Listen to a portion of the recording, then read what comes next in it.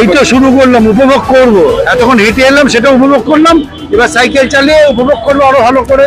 দুর্গাপুরে তীব্র দাবদাহের মধ্যেও থেমে নেই নির্বাচনী প্রচার। এই পরিস্থিতিতেই তৃণমূল ছাত্র পরিষদের ছাত্র যুবদের সঙ্গে সাইকেল চালিয়ে প্রচারে নামলেন দুর্গাপুর পশ্চিমের তৃণমূল প্রার্থী কবি দত্ত।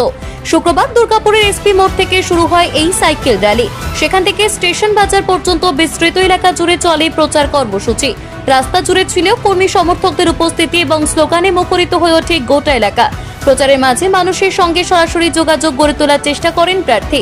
এই প্রসঙ্গে কবি দত্ত জানান, সকাল থেকেই পদযাত্রা করেছেন তারা, পরে সাইকেলে চেপে র্যালি করার অভিজ্ঞতা ছিল একেবারেই আলাদা।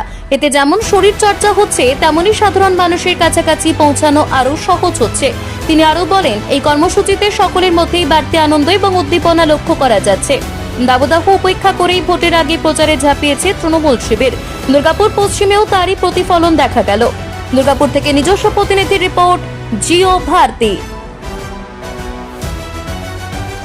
এই তো শুরু করলাম, উপভোগ করব। এতক্ষণ হেঁটে এলাম, সেটা উপভোগ করলাম, এবার সাইকেল চালিয়ে উপভোগ করবো আরো ভালো করে। এই যে আমার ছোট ভাইদের নিয়ে, যারা ছাত্র পরিষদের মেম্বার, তাদের সবাইকে নিয়ে যাচ্ছি। অ্যাকচুয়ালি ওরা আমাকে নিয়ে যাচ্ছে, আমি ওদের নিয়ে যাচ্ছি না। না না, ওই গল্প করে লাভ নেই ভাই।